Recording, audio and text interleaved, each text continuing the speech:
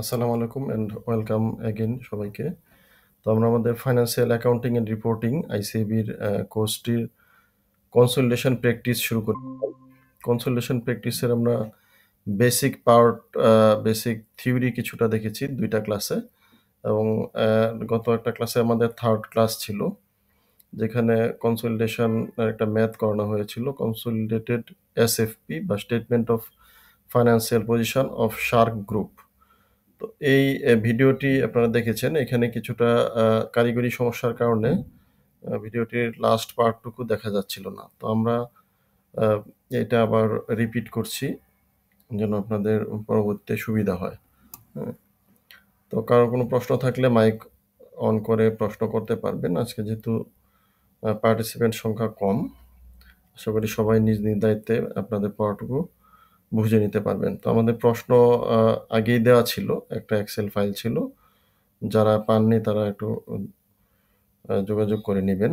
আর এই ফাইলটা থেকে আমরা আমাদের অঙ্কটা আমরা আসলে সলিউশন করব। তো আমি প্রথমে কোয়েশ্চেনটাতে আসছি। এখানে কোয়েশ্চেনটা ছিল একটা statement of financial position as at 31 October 2020। এখানে দুইটা কোম্পানির নাম দেওয়া ছিল, শার্ক এবং মিনো।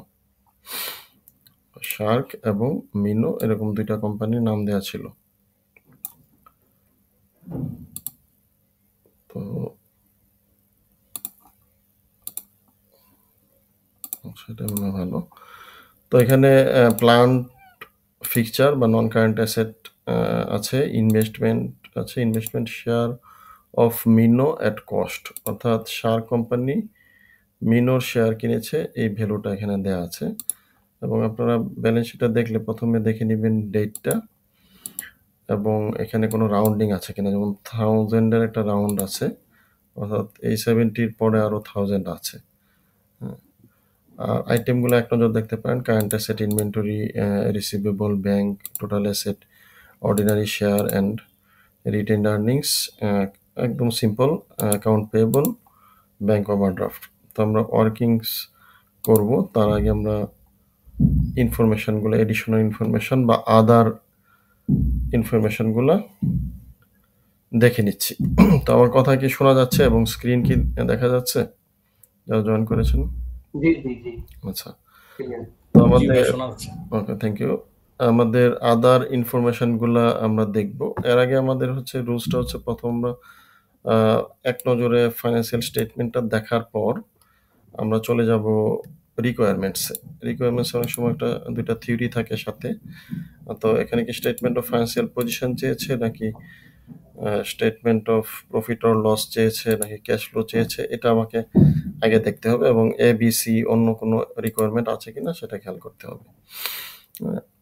তো নর্মালি যেহেতু এখানে শুধুমাত্র স্টেটমেন্ট অফ ফাইন্যান্সিয়াল পজিশন দেওয়া আছে, আপনাকে অবশ্যই একটা ফাইন্যান্সিয়াল পজিশনই করতে বলবে। আর প্রফিট অর লস থাকলে তখন কেবলমাত্র তখন একটা প্রফিট অর লস করতে বলতে পারে। তো এখান থেকে আমাকে প্রথম আইডেন্টিফাই করতে হবে কোম্পানির নামগুলো, একটা শার্ক এবং মিনো, এই দুইটা আমার খেয়াল রাখতে হবে। আর আমরা এটা কি প্রিভিয়াস কোনো কোশ্চেন? হ্যাঁ, এটা একটা বই থেকে নেওয়া আর কি, অসুবিধা নেই, এটা স্ট্যান্ডার্ড কোয়েশ্চেন। আচ্ছা তো এখানে আমরা হচ্ছে আনসারে আমরা আমাদের স্টেটমেন্ট অফ ফাইন্যান্সিয়াল পজিশন এটা লিখব। এখানে আমরা শার্ক গ্রুপ এই কথাটা লিখে দিব, অর্থাৎ কার স্টেটমেন্ট অফ ফাইন্যান্সিয়াল পজিশন এটা থাকতে হবে এবং কত তারিখের সেটা থাকতে হবে। হ্যাঁ, এরপর রাউন্ডিংগুলো দিয়ে আমরা শুরু করব। তো আমরা হচ্ছে হুবহুব দেখে দেখে উঠাবো। জাস্ট এই প্রশ্নটা আমরা শুরু করব একটা বাম পাশের পাতা থেকে অথবা একটা ফ্রেশ পাতা থেকে উপর থেকে শুরু করব। আর এখানে আমাদের যে আইটেমগুলো আছে, যেমন নন কারেন্ট অ্যাসেট, এটা একটা হেডিং, এটা হেডিং। এরপর এটার পিছু আছে প্ল্যান্ট ফিকচার। তারপর আছে investment shares of Minnow at cost, এটাও একটা হেডিং। এবং current asset, inventory, receivable, bank, আমরা হচ্ছে সবগুলো আইটেম হুবহুব উঠায় নিব। তো এখানে 2-3টা আইটেম একটু চেঞ্জ থাকে, আমরা বলছি। যেমন একটা হচ্ছে ইনভেস্টমেন্ট, যেখানে ইনভেস্টমেন্টে shares of Minnow at cost, অর্থাৎ এটা ইলিমিনেট হয়ে যাবে। একজন প্যারেন্ট যদি সাবসিডিয়ারির শেয়ার কিনে এবং প্যারেন্টের ব্যালেন্স শিটে বা প্যারেন্টের স্টেটমেন্ট অফ ফাইন্যান্সিয়াল পজিশনে যদি সাবসিডিয়ারির তে যে ইনভেস্টমেন্টটা করেছে সেটা যদি সে অ্যামাউন্টটা লেখা থাকে, সে অ্যামাউন্টটাকে আমরা আর রাখবো না, যেহেতু আমরা কনসলিডেট করছি। তো এই ব্যালেন্সটা উঠে যাবে। তবে এখানে দেখতে হবে যে এই ইনভেস্টমেন্ট ছাড়াও তার অন্য কোনো ইনভেস্টমেন্ট আছে কিনা। তো শেয়ারস অফ মিনো এট কস্ট 20 অর্থাৎ 200 এটাই আছে, এর বাইরে আর নাই। যেমন এই শার্ক কোম্পানিটা চাইলে অন্য কোম্পানির আরেকটা কোম্পানি যে মিনো না, এছাড়াও আরেকটা কোম্পানির শেয়ার সে হয়তো কিনে রাখতে পারতো অল্প টাকায় 10 বা 20, এটা এখানে তখন থেকে যেত। তো আমরা এলিমিনেট করব শুধুমাত্র সাবসিডিয়ারিটা। কারেন্ট অ্যাসেট, ইনভেন্টরি, রিসিভেবল এগুলো সব ঠিক রাখবো, ব্যাংক রাখবো, ইকুইটি শেয়ার রাখবো, অর্ডিনারি শেয়ার। তো আমরা জানি যে শেয়ারটা হচ্ছে শুধুমাত্র প্যারেন্টেরটা যাবে, সাবসিডিটা যাবে না। এবং রিটেইন আর্নিংসটা আমরা একটা গ্রুপ রিটেইন আর্নিংস দিব, যদি ওর নাম রিটেইন আর্নিংস রাখতে পারি, কিন্তু রিটেইন আর্নিংসে শুধু প্যারেন্টেরটা দিব না, এখানে সাবসিডিয়ারির কিছু অংশ আসবে। আর current liabilities, account receivable, payable এই সব কিছুই থাকবে। তবে এখানে রিটেইন আর্নিংসের নিচে আমাদের একটা ঘর রাখতে হবে, এটার নাম হচ্ছে এনসিআই বা নন কন্ট্রোলিং ইন্টারেস্ট। অর্থাৎ আমি সাবসিডিয়ারির যেই পরিমাণ শেয়ার কিনেছি 100%-এর মধ্যে যতটুকু আমি কিনতে পারি নাই, বাকি অংশটুকু এনসিআই পোর্শন, এটা এনসিআইকে আমার দিতে হবে। এই জন্য আমার একটা এনসিআই ঘর ফাঁকা রাখতে হবে। আর এজ ইউজুয়াল সব ঠিক আছে। তো আমরা আমাদের দেখেন আরেকটা হচ্ছে আমাদের এখানে একটা গুডউইল আসবে, যেহেতু আমাদের একটা সাবসিডিয়ারি আমরা অ্যাকোয়ার করতেছি। তো নর্মালি সাবসিডিয়ারিটা আমরা অনেক সময় বেশি দামে অ্যাকোয়ার করি, প্রায়। তো বেশি দামে অ্যাকোয়ার করলে আমার একটা গুডউইল সৃষ্টি হবে। এই গুডউইলের জন্য আমার নর্মালি নন কারেন্ট অ্যাসেটের নিচে এখানে ইনটেনজিবল অ্যাসেট, তার নিচে গুডউইল লেখা যায়, অথবা ইনটেনজিবল ড্যাশ গুডউইল এভাবে দেওয়া যায়। কেউ সরাসরি গুডউইলও দিতে পারেন, অসুবিধা নেই। যাই হোক, এটা হচ্ছে নন কারেন্ট অ্যাসেটের একটা অংশ, তবে নিচের দিকে থাকবে আর কি, সবার নিচে থাকবে। তো এই নিয়ে আমাদের এই ফরম্যাটটা আমরা রেডি করব। রেডি করার পর আমরা ফরম্যাটে কোনো ডাটা বসাবো না, ডাটা আনবো সব ওয়ার্কিংস থেকে, এবং আমরা ওয়ার্কিংস শুরু করে দিব এরপরের পাতা থেকে। তো এটা আপনারা পরীক্ষার খাতায় এক পাতায় নেবেন, অর্থাৎ স্টেটমেন্ট অফ ফাইন্যান্সিয়াল পজিশন এই আনসারটা এখান পর্যন্ত এক পাতায় নেবেন, ইকুইটি পর্যন্ত ব্যালেন্সটা মিলাবেন এক পাতায়। তার উপরে answer to the question number এরকম লিখতে পারেন, সমস্যা নেই। এটা এক পাতা পরেও কিছুটা জায়গা থাকতে পারে। আর আমরা ওয়ার্কিংস শুরু করে দিব। ওয়ার্কিংস হচ্ছে আমাদের কমন ওয়ার্কিংস হচ্ছে আমরা গ্রুপ স্ট্রাকচার করব, গুডউইল করব, নেট অ্যাসেট অ্যাকোয়ার্ড করব, নেট অ্যাসেট অফ সাবসিডিয়ারি, এবং এনসিআই গ্রুপ রিটেন আর্নিংস। এই 5টা ওয়ার্কিংস আমাদের সবসময় করা লাগবে, অর্থাৎ স্টেটমেন্ট অফ ফাইন্যান্সিয়াল পজিশন করতে গেলে। তো আমরা ফার্স্ট ওয়ার্কিংসটা করি। ফার্স্ট ওয়ার্কিংসটার কোনো ওইরকম বিশেষত্ব নাই এখানে, সিম্পল। এই কারণে ওয়ার্কিংস না করলেও অঙ্কটা সঠিক হবে। তারপরে আমরা একটু ওয়ার্কিংস করে নিই। এখানে 70% দিয়ে রাখছি, অর্থাৎ শার্ক মিনোর 70%-এর মালিক। আর এখানে আমরা একটা জিনিস লিখে রাখবো 4 ইয়ার। আপনারা যারা প্রশ্নটা পড়েছেন যে এখানে Shark purchase Minnow ordinary share 4 years ago, 4 years কথাটা লিখতে হবে আপনাকে। আর এখানে যেটা মনোযোগ দিতে হবে সেটা হচ্ছে যদি কোনো কারণে মিড ইয়ার অ্যাকুইজিশন থাকে, অর্থাৎ আপনি ব্যালেন্স শিট হচ্ছে 31 ডিসেম্বরে, কিন্তু আপনি অ্যাকোয়ার করেছেন 31 মার্চে বা 1 এপ্রিলে বা 30 জুনে বা 1 জুলাই, এই ধরনের যদি মাঝখানে হয়, অর্থাৎ 1 বছরের কম সময়ের মধ্যে যদি অ্যাকোয়ার করে, তাহলে আমাদের এখানে এই ডেটটা খুব গুরুত্বপূর্ণ হয়। কারণ এখানে আমাদের কিছু কিছু রিটেইন আর্নিংসে এবং নেট অ্যাসেটের এই ক্যালকুলেশনে, এনসিআই ক্যালকুলেশনে, 3টা আইটেম ক্যালকুলেশনে আমাদের প্রপোর্শন করতে হয়, অর্থাৎ কত মাস।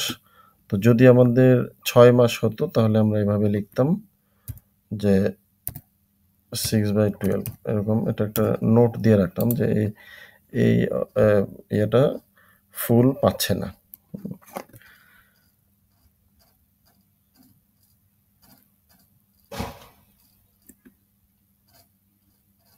আমার কাছে মনে হচ্ছে ভূমিকম্প হচ্ছে, আপনারা কি কেউ টের পাচ্ছেন? হ্যাঁ, আমিও টের পাইছি ভাইয়া, ভূমিকম্প হচ্ছে। হ্যাঁ, ভূমিকম্প হচ্ছে। মনে হয় থেমে গেছে। থেমে গেছে, এখন থেমে গেছে। আচ্ছা, যাই হোক, সবাই আশা করি নিরাপদে আছেন। আমরা আবার পড়া শুরু করছি। তো আমরা গ্রুপ স্ট্রাকচারটা দিব। গ্রুপ স্ট্রাকচার এই অঙ্কে এত গুরুত্বপূর্ণ না, তবে অন্য অঙ্কে গুরুত্বপূর্ণ হতে পারে। আর গ্রুপ স্ট্রাকচারে অনেক সময় আমরা একটা গোল দেই। গোল দ্বারা আমরা বুঝাই যে আমরা এটা একটা গ্রুপের মধ্যে আছে, এরকম।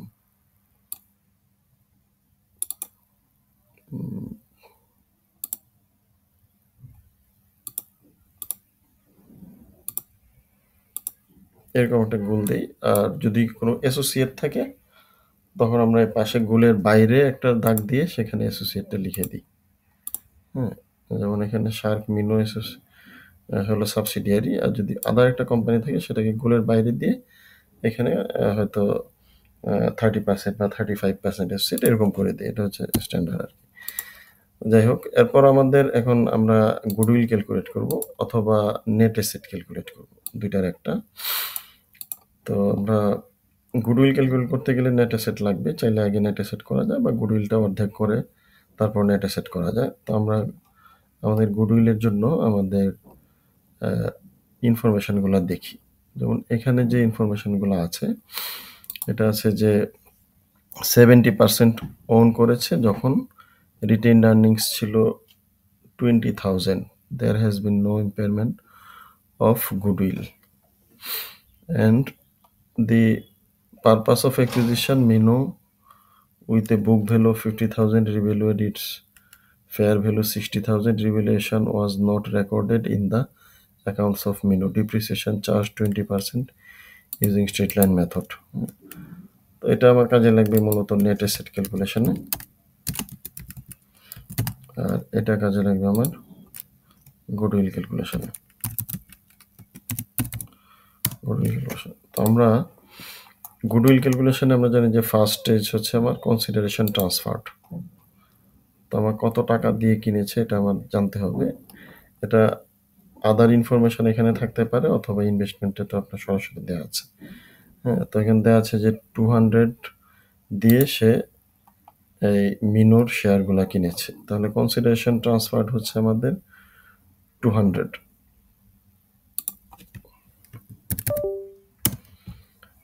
তারপর আমাদের এনসিআই এর জন্য আমাকে দেখতে হবে এনসিআইটা কোন মডেলে আমরা ভ্যালুয়েশন করব। It is the group's policy to value non controlling interest at fair value. তাহলে ফেয়ার ভ্যালুতে আমার এনসিআই ভ্যালু করতে হবে, অর্থাৎ ফেয়ার ভ্যালু এনসিআই এর মূল্যটা আমার জানা থাকতে হবে। তো এখানে যদি কোথাও দেয়া থাকে তাহলে আপনি এটা বসাতে পারবেন।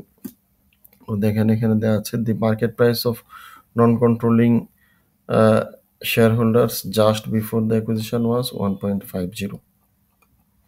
তো এখানে আমরা 1.50 টাকা আমরা মূল্য পেয়ে গেলাম। এখন মোট শেয়ার সংখ্যা কত সেটা আমাকে জানতে হবে। মোট শেয়ার সংখ্যা হচ্ছে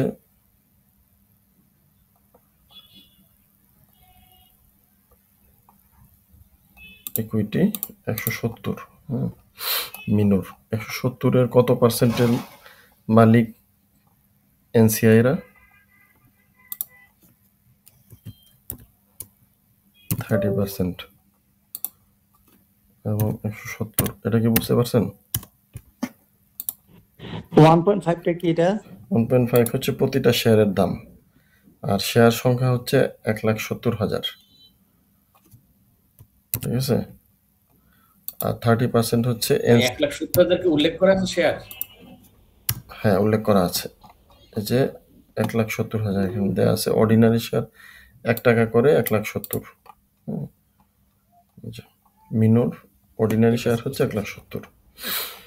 এখন এখানে অনেক সময় একটু কনফিউজ করে, এটা হচ্ছে আপনাদের যেমন 1.50 টাকা বলছে, দেখেন এটা বলার সময় কিভাবে বলছে যে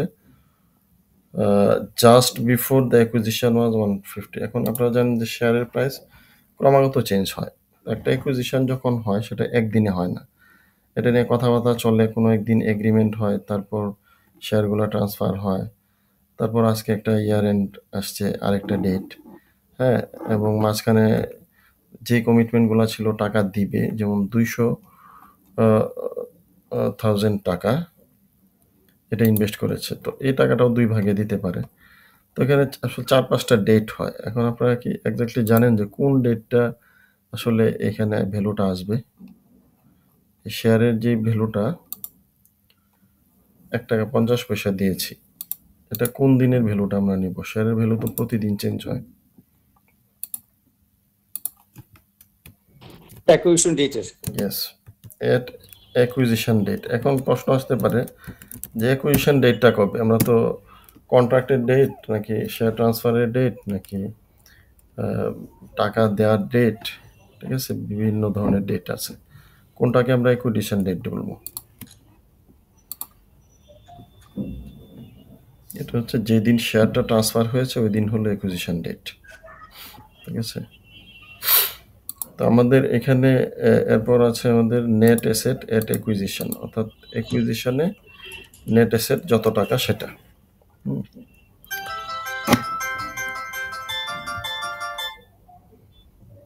অ্যাকুইজিশনের নেট অ্যাসেট যা এটা দিতে হবে। এখন আমরা অ্যাকুইজিশনের নেট অ্যাসেটটা আমরা আসলে এখনো ক্যালকুলেট করি নাই।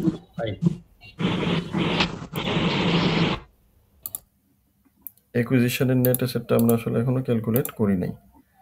হ্যাঁ, তো এটা আমাকে একটু ফাঁকা রাখতে হচ্ছে। অ্যাকুইজিশন নেট অ্যাসেটটা আমরা ক্যালকুলেট করব। তো আমরা আমাদের নেট অ্যাসেটের ওয়ার্কিংসে চলে আসলাম। নেট অ্যাসেটের ওয়ার্কিং হচ্ছে শেয়ার ক্যাপিটাল, রিটেইনড আর্নিংস, এবং আমাদের এটা একটু ওপেন রাখতে হবে। হ্যাঁ, নেট অ্যাসেট, রিটেইনড আর্নিংস এবং NCI. Net asset, retained earnings এবং এনসিআই, এই তিনটা হচ্ছে আমাদের একটু ওপেন রাখতে হবে। ওপেন রাখা বলতে এটা আমরা যখন ক্যালকুলেট করব এরপরেও আমাদেরকে অনেকগুলো অ্যাডজাস্টমেন্ট থাকে, তাই না? এই অ্যাডজাস্টমেন্ট আমরা তো এখনো সব পরে আসি নাই। জন্য আমি এই অঙ্কটা জানি বা এটা অনেক ছোট অঙ্ক, এটাই সমস্যা হবে না। কিন্তু আপনার অনেকগুলো অনেক সময় 10টা অ্যাডজাস্টমেন্ট থাকতে পারে, 8টা থাকতে পারে। তো আমরা কি করব? এটাকে ওপেন রাখবো। ওপেন রাখার অর্থ হলো এই নেট অ্যাসেটের আমি যে আইটেম দেখতেছি এখানে আরো 2-1টা আইটেম বাড়তে পারে।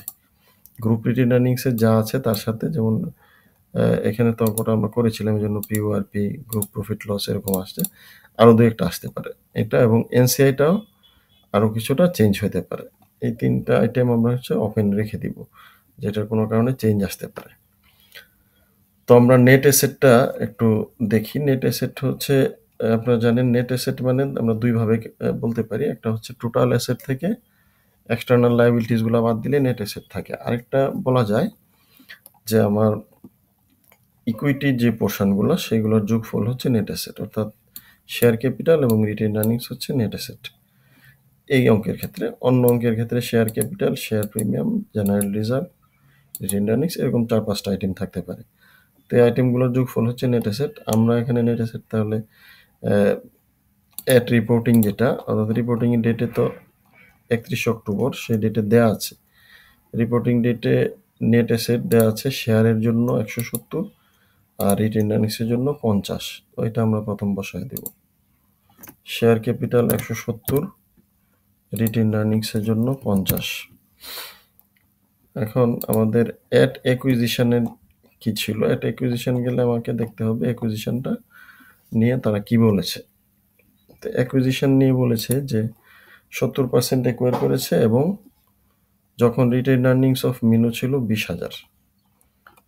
তাহলে এখানে আমরা রিটেইনড আর্নিংস অ্যাট অ্যাকুইজিশন 20 ছিল, এটা দিতে পারি। আর শেয়ার ক্যাপিটাল অ্যাট অ্যাকুইজিশন কত ছিল এটা কেউ আইডিয়া করতে পারেন? একটু হ্যালো স্যার, একটু বিজি আছি স্যার, একটা ক্লাসে জরুরি কিছু।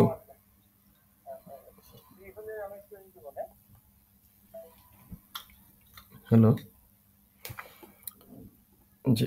তো এখানে আমরা ধরে নিব যে শেয়ার ক্যাপিটাল এটা সেম ছিল, যেহেতু শেয়ার নতুন করে ইস্যু হয়েছে বা রিডিউস হয়েছে এরকম কিছু বলার নাই, এটা আমরা এক্সাক্ট সেম ধরে নেব। এরপর আমরা বলেছিলাম যে আমাদের আইটেমগুলো শেষ হয়ে গেছে। এখন আমরা জিনিসটা ওপেন রেখেছি যে কোনো আইটেম যদি আমার প্রফিট অর লসে হিট করে, হ্যাঁ, সেটা রিটেইনড আর্নিংস বা নেট অ্যাসেট অথবা এনসিআই, আমরা এই তিনটাকে লাল করে রাখছিলাম। এই তিনটার মধ্যে আমাদের কোনো একটা ট্রানজাকশন যোগ-বিয়োগ হতে পারে।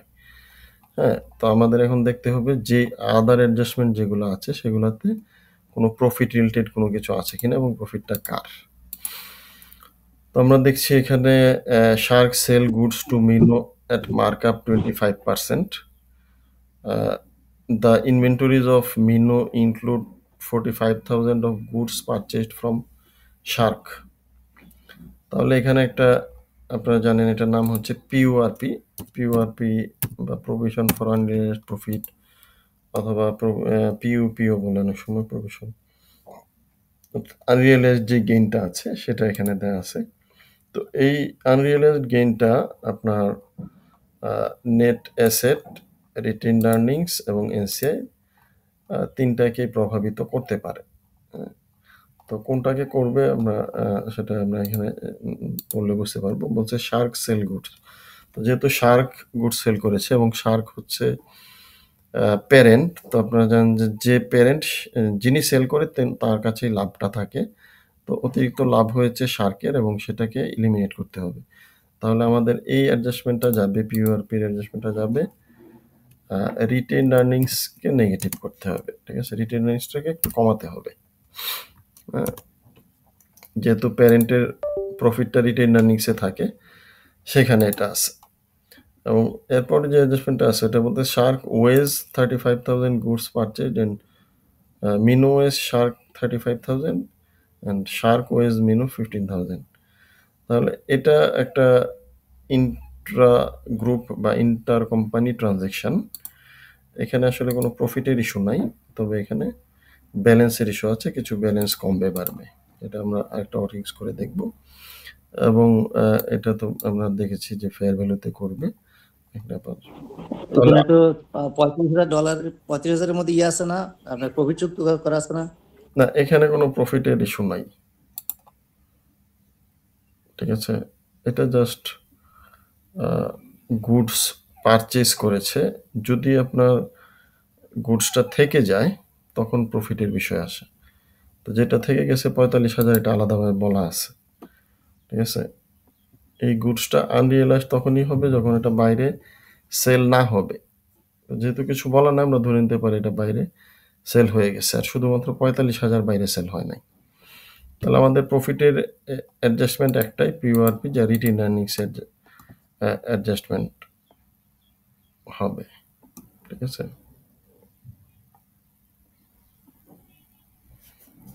আচ্ছা, এরপর একটা জিনিস আছে আমাদের, আমরা তো এখানে আমাদের হচ্ছে গুডউইল করতে গিয়ে আমাদের নেট অ্যাসেটের অ্যাকুইজিশন এটা রাখতেছে। ঠিক আছে, আর আমাদের এখানে একটা আইটেম আছে যেটা নেট অ্যাসেটে যাবে, সেটা ছিল যে ফেয়ার ভ্যালু অ্যাডজাস্টমেন্ট। তো এই ফেয়ার ভ্যালু অ্যাডজাস্টমেন্টটা, এই প্রফিটটা, এটা হচ্ছে আমাদের সাবসিডিয়ারির একটা অ্যাসেট যার ভ্যালু 50,000 থেকে 60,000 করা হয়েছে। প্রকৃত ভ্যালু 60,000, বাট তার ব্যালেন্স শিটে দেখানো ছিল 50,000। তাহলে সাবসিডিয়ারির অ্যাসেটটা আমাকে রিভ্যালু করতে হবে এবং রিভ্যালু একটা গেইন, সেই গেইনটা সাবসিডিয়ারির ব্যালেন্স শিটে দেখাতে হবে। তো মজার ব্যাপার হলো তার গেইন হয়েছে 10,000 বা 10, সেটা হয়েছে 4 বছর আগে, কিন্তু সে 20% করে ডিপ্রিসিয়েশন করে। তাহলে সে প্রতি বছর 2 করে ডিপ্রিসিয়েট করে, এভাবে 4 বছরে সে 8 ডিপ্রিসিয়েট করেছে। 8 ডিপ্রিসিয়েট করার পর এটা আসলে তার কাছে এখন 2 ব্যালেন্স রয়ে গেছে। তো আমাদের এখানে এই অতিরিক্ত ব্যালেন্সটা এটাকেও আউট করতে হবে। কিভাবে আমরা করব? এট অ্যাকুইজিশনে রিভ্যালুয়েশন সারপ্লাস, এই রিভ্যালুয়েশন সারপ্লাসটা আমার কি হবে? 10 থাকবে। আর এট রিপোর্টিংয়ে এটা হয়ে যাবে হচ্ছে 2। তো তো কিভাবে হলো?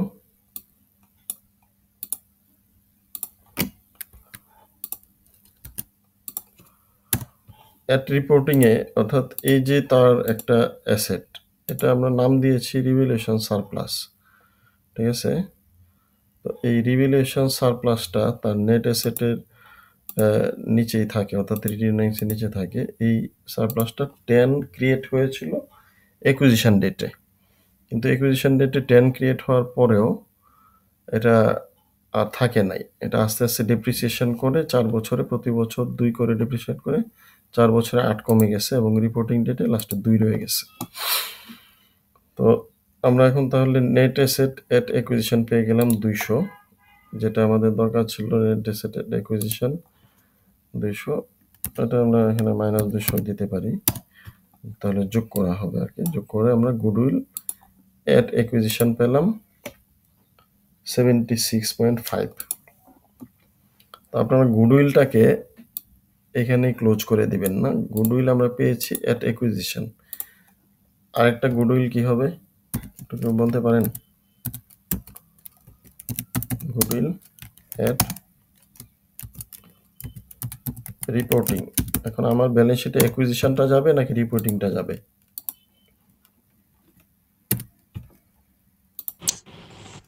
রিপোর্টিংটা যাবে।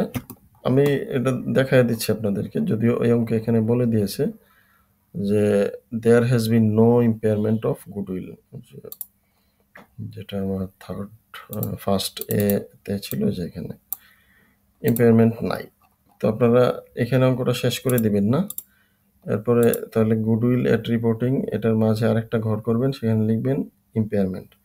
লিখে প্রশ্নে যেভাবে ইম্পেয়ারমেন্ট বলা আছে 10, 15 যত বলা থাকবে অত বিয়োগ দিয়ে রিপোর্টিং করবেন, এরপরে এই ব্যালেন্সটা নেবেন। তো স্টুডেন্টরা অনেক কনফিউজ করে, তারা অনেক সময় প্রথম ব্যালেন্সটাই নিয়ে যায়, হ্যাঁ, অথবা এটা আর করতে মনে থাকে না, এই জন্য দেখাই দিলাম।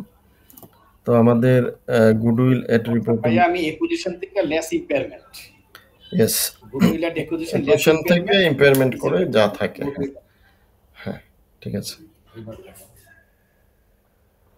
এখন গুডউইল ইম্পেয়ারমেন্ট হলে আবার কিন্তু এই যে আমরা ওপেন রাখতে বলছিলাম 3টা অ্যাকাউন্ট, নেট অ্যাসেট,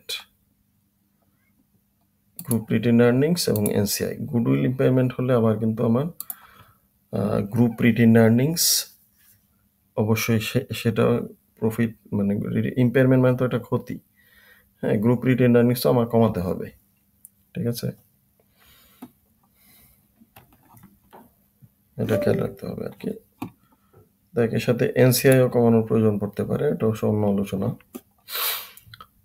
তো আমরা গুডউইল এনসিআই পেয়ে গেছি, গ্রুপ রিটেন আর্নিংস এখন আমাদের ওয়ার্কিং। তো গ্রুপ রিটেন আর্নিংস আপনারা জানেন প্রথম শুরু হয় প্যারেন্ট দিয়ে।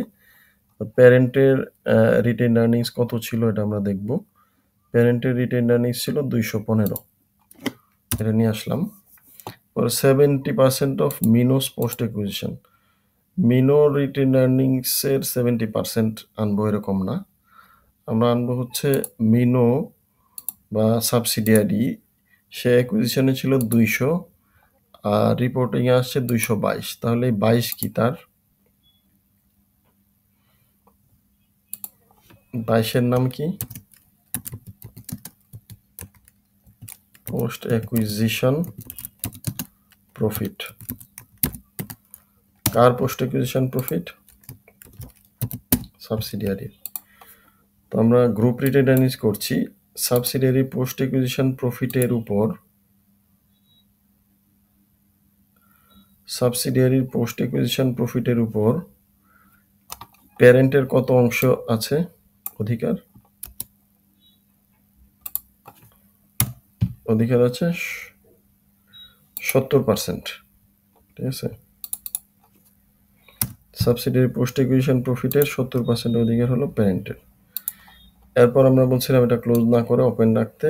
ওপেন রেখে আমরা দেখবো আমাদের অ্যাডজাস্টমেন্টে কি কি আছে।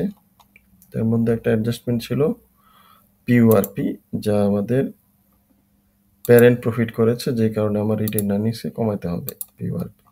তো এখানে আমার পিইউআরপি এর জন্য এটা আমরা মাইনাস করব, এখানে আমরা রেখে দিয়েছি, ওই অ্যাকাউন্টটা হলে আমরা এখানে করে ফেলবো। আর আরেকটা ওয়ার্কিংস আছে কমন, এটা হচ্ছে এনসিআই। এনসিআইটা অ্যাট অ্যাকুইজিশনে ছিল আমাদের অ্যাকুইজিশনের যে ভ্যালু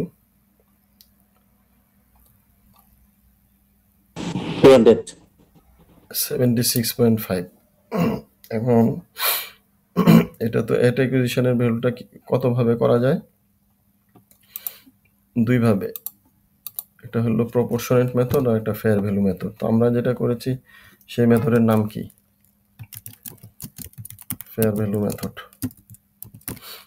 তো আমরা আগে করেছি, ওই ওয়ার্কিংস থেকে আমরা নিয়ে আসলাম। এরপর at post acquisition retained earnings 30%। তো পোস্ট অ্যাকুইজিশন প্রফিট কত হয়েছে?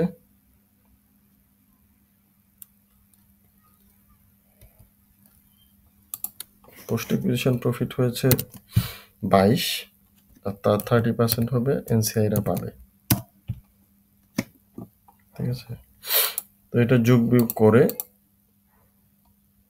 যা আসলো সেটাই হলো রিটেইনড আর্নিংস। এখন একটু বলবেন যে এখানে আর কি কি, আমরা এটা ওপেন রাখতে বলছিলাম, আর কি ধরনের অ্যাডজাস্টমেন্ট থাকতে পারতো এটার মধ্যে?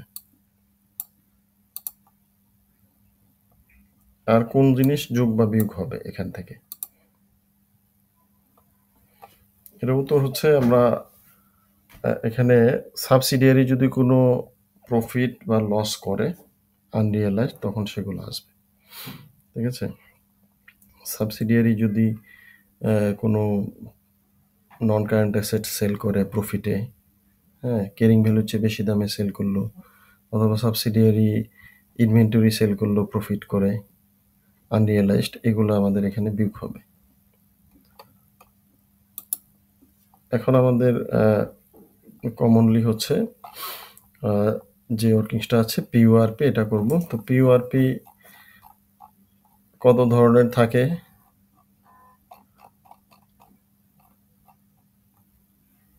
এটা হচ্ছে পিইউআরপি, এটা হচ্ছে এটা। তো পিইউআরপি থাকে, আমরা থিওরি ক্লাসে বলেছিলাম পিইউআরপি হচ্ছে আমাদের মোটামুটি 4 ধরনের থাকে। একটা হচ্ছে প্যারেন্ট সেল করে, আর এটা হচ্ছে সাবসিডিয়ারি সেল করে,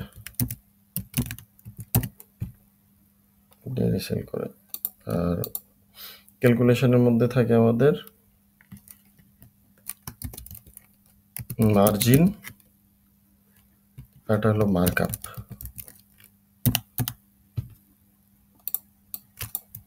তো এখানে কে সেল করেছে? শার্ক সেল গুডস, তাহলে প্যারেন্ট। আর এটা মার্জিন নাকি মার্কআপ? মার্কআপ। তো আমরা কি অঙ্কে বেশি মার্কআপ পাই নাকি মার্জিন পাই? ম্যাক্সিমাম টাইমে আমরা মার্কআপ পাই। মার্জিনটা খুব সহজ। মার্জিন হলে আমরা 45,000 গুণ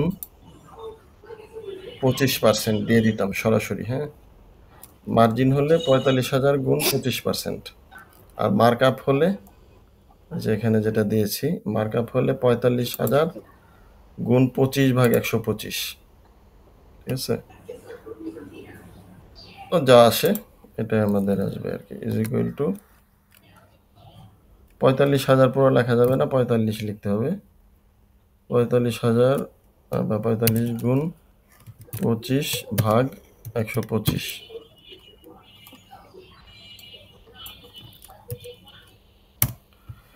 9। এখন এই 9 আমাদের কোথায় যাবে? ওই যে এখানে 9 মাইনাস যাবে।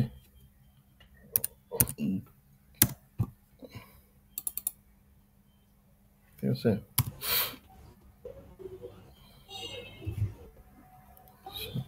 তাহলে আমরা একটু আস্তে আস্তে দেখি আবার। প্রথমে আমার ওয়ার্কিংস যেটা গ্রুপ স্ট্রাকচার করা হয়েছিল, তারপর গুডউইল ক্যালকুলেশনে আমরা পেয়েছি 76, তারপর নেট এসেটের আমরা 200 পেয়েছি আর 222, যার কারণে 22 হলো পোস্ট অ্যাকুইজিশন প্রফিট। আর গ্রুপ রিটেন আর্নিংসে আমরা শার্কের রিটেন আর্নিংস আর মিনোর 70%, সাথে শার্ক আনরিয়েলাইজ প্রফিট করেছিল 9, এটা বিয়োগ দিয়েছি। বিয়োগ দিয়ে আমরা যে আইটেমটা পেলাম এটা আমাদের কাজে লাগবে। গ্রুপ রিটার্নিংসে। এনসিআই আমরা ফাইনাল করেছি 83, পিইউআরপি পেয়েছি 9, আর এর বাইরে আছে রিসিভেবল পেয়েবল। এখন আপনারা চাইলে রিসিভেবল পেয়েবল না করে অঙ্কটা শেষ করতে পারেন। রিসিভেবল পেয়েবল মানে অ্যাডজাস্টমেন্ট এখানে এক্স্যাক্টলি না করে আমরা হচ্ছে ফেসে অর্থাৎ স্টেটমেন্ট অফ ফাইন্যান্সিয়াল পজিশনে এটার মধ্যেই আমরা যোগ এবং বিয়োগ করে এটা ফাইনাল করে ফেলতে পারি। তো আমাদের ফাইনাল আর একটা চেক দিব যে আমাদের এখানে কোনো ইনফরমেশন ক্যাচ করতে আর বাকি রয়েছে কিনা। এখানে বাকি নাই, যেহেতু খুব ছোট একটা অঙ্ক ছিল। তো আপনারা প্রতিটা টিক দিয়ে দিয়ে দেখবেন যে এই আইটেমগুলোকে আপনি যোগ বিয়োগ করেছেন কিনা, এবং বিশেষ করে যে আইটেমগুলো প্রফিট লসের সাথে রিলেটেড থাকবে সেটাকে একটা স্টার দিয়ে রাখবেন, এবং সেই প্রফিট লসটা প্যারেন্ট নাকি সাবসিডি কোথায় যাবে এটা দেখে রাখবেন। তো টিক দিয়ে আমরা দেখলাম যে না, এখানে আমরা এই গুডউইল ক্যালকুলেশনে এটা নিয়েছি 20,000-এর ভ্যালু করেছি, 50,000 এটা 50 এবং 60 বিয়োগ করে 10,000 দিয়েছি, 20% ডিসকাউন্ট করে যে 10 থেকে 8 বিয়োগ করে 2 করেছি, 45,000 এটা পিইউআরপি 9,000 বের করেছি। এটা আমরা করি না, এটা এখন এখানে করব। অর্থাৎ দুইজনেরই দুইটা প্রফিট, অর্থাৎ অ্যাকাউন্ট রিসিভেবল মিনোর অ্যাকাউন্ট রিসিভেবল আর অ্যাকাউন্ট পেয়েবল, আবার শার্কেরও অ্যাকাউন্ট রিসিভেবল আর অ্যাকাউন্ট পেয়েবল, দুইটাই আছে। তো এই সবগুলো আইটেমই বাদ যাবে, অর্থাৎ 35-15, 35-15 এভাবে নিজেদের মধ্যে লেনদেন এই কারণে। তো আমরা এখন ব্যালেন্স শিটটা কমপ্লিট করে ফেলবো। আমাদের ফার্স্ট আইটেম ছিল নন current asset net of book value, এটা হলো আমাদের একটা হেডিং, তাহলে এখানে কোনো ভ্যালু বসবে না। প্লান্টের ভ্যালু আমরা জাস্ট দেখব দুইটা প্লান্ট কত আছে। প্লান্ট ইজ ইকুয়াল টু এটা প্লাস এটা। এখন আমাদের প্লান্টে কি কোনো অ্যাডজাস্টমেন্ট ছিল?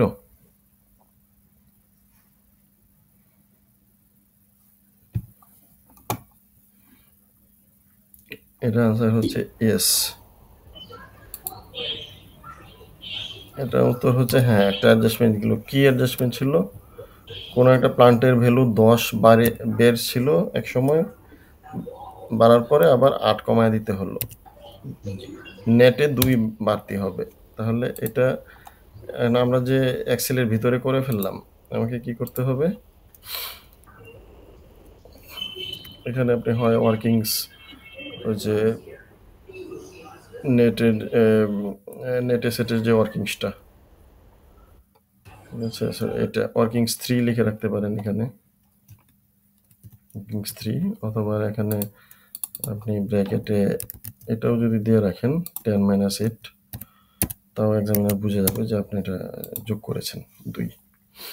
ফিক্সচার ইজ ইকুয়াল টু আমার যা আছে এক্স্যাক্টলি 200 প্লাস 50। তারপর আমাদের ইনটেনজিবল গুডউইল আমরা গুডউইল থেকে নিয়ে আসবো 76 পয়েন্ট আসছিল 5, এটা নিয়ে আসবো। তারপর আমাদের ইনভেস্টমেন্ট, এটা হচ্ছে 0, আপনারা চাইলে এটা মুছাও দিতে পারেন, আমি রাখছি যা দেখানোর জন্য যে ইনভেস্টমেন্টে 200 ইনভেস্টমেন্ট ছিল, এটা আমাদের ক্যালকুলেট করা হয়ে গেছে অলরেডি, গুডউইলের ভিতরে এটা চলে আসছে। আর কারেন্ট অ্যাসেট এটা একটা সাব হেডিং, এটার ভ্যালু আসবে না। ইনভেন্টরি ভ্যালু আমরা দিব ইজ ইকুয়াল টু ইনভেন্টরি যে দুইটা আছে ওটা যোগ করব 220 প্লাস 70। তো এখান থেকে আমরা বিয়োগ করব কি -9 দিব পিইউআরপি। তো এই যে এখানে একটা ওয়ার্কিং 7 লিখে রাখছে, অর্থাৎ 9, এটার কারণে এখানে কম বেশি হচ্ছে। রিসিভেবল হচ্ছে আমার 145 আর 105, এটা থেকে বিয়োগ হবে একজনের রিসিভেবল কমবে 35, আরেকজনের রিসিভেবল করবে 15, দুইটাই কমবে। তো এরা ওয়ার্কিংস 8 লিখেছে, আমরা তো ওয়ার্কিংস 8 করি নাই। এখানে লিখব পি প্লাস এস -35 -15, ঠিক আছে? এবার লিখলে একবারে ক্লিয়ার, সবগুলো যোগ আর 35 আর 15 বিয়োগ। তারপর ব্যাংকের মনে হয় একটাই আছে, আর যে ব্যাংকের 100 আর কিছু নাই, এটা চলে আসছে। তো এটা একটু যোগ দেওয়া আছে, একটা যোগ দাঁড়ালো। হ্যাঁ, আর অর্ডিনারি শেয়ার, এটা একটু বলেন, অর্ডিনারি শেয়ার কার শেয়ারটা দিব? প্যারেন্টের। প্যারেন্টের আর সাবসিডিয়ারির কি 70% দিব? না, না, সাবসিডিয়ারি দেব তো না, নন কন্ট্রাক্ট ইন্টারেস্ট দেব চলে না। গেছে। হ্যাঁ, তো রিটেন আর্নিংস, এই রিটেন আর্নিংসটা আমরা দিব হচ্ছে গ্রুপ রিটেন আর্নিংসে। গ্রুপ রিটেন আর্নিংসে আপাতত মনে হয় খুব সহজ। প্যারেন্ট আর সাবসিডিয়ারির পোস্ট একুইশন প্রফিটের 70% বা 80% যতটুকু থাকে ওটুকু নিব, কিন্তু এটা একটু ওপেন রাখতে হয়। আরও যত ক্যালকুলেশন আছে, আপনার যদি written earning, group written earning সঠিক হয়, তাহলে আপনি ধরে নেবেন আপনার অঙ্ক পুরোটাই হয়েছে, কারণ সবগুলোর প্রফিট লস আসে এখানে যোগ বিয়োগ হয়। তো আমরা গ্রুপ রিটেন আর্নিংস নিলাম। এরপর এনসিআই আমাদের অনেকটা ইজি ছিল। এনসিআই পোস্ট একুইশন এটা যোগ করে যা আছে। কারেন্ট লায়াবিলিটিস, এটা একটা সাব হেডিং। এখান থেকে অ্যাকাউন্ট পেয়েবলের মধ্যে দুইটা আইটেম ছিল, 275 আর হচ্ছে 55। এই দুটা থেকে আমাদের কি করতে হবে, একবার 35 বিয়োগ দিব আর একবার 15 বিয়োগ দিব, বা 50 বিয়োগ দিব আর কি। তো এটা ওয়ার্কিংস 9 আমরা করি নাই, আমরা একইভাবে লিখবো যে এই কথাটা, যে P+S -35 -15, ব্যাংক ওভারড্রাফট 20 যোগ। তো এটা মিলে গেছে। তো আপনাদের একটু রেসপন্স জানতে চাচ্ছি যে যারা জয়েন করেছেন মোটামুটি বুঝতে পেরেছেন কিনা। আমার ক্লাসটা শেষ করে দিব, আর কোনো প্রশ্ন থাকলে বলবেন।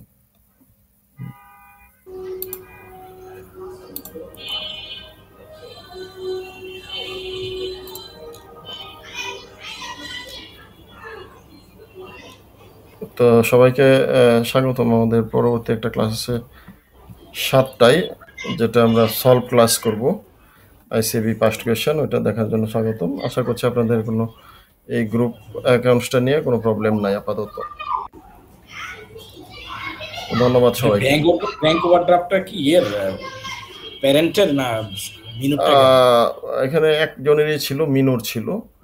আমরা দুইটা থাকলে দুইটাই নিয়ে আসবো। ব্যাংক ওভারড্রাফট লায়াবিলিটি, জি, পুরোটাই আসবে।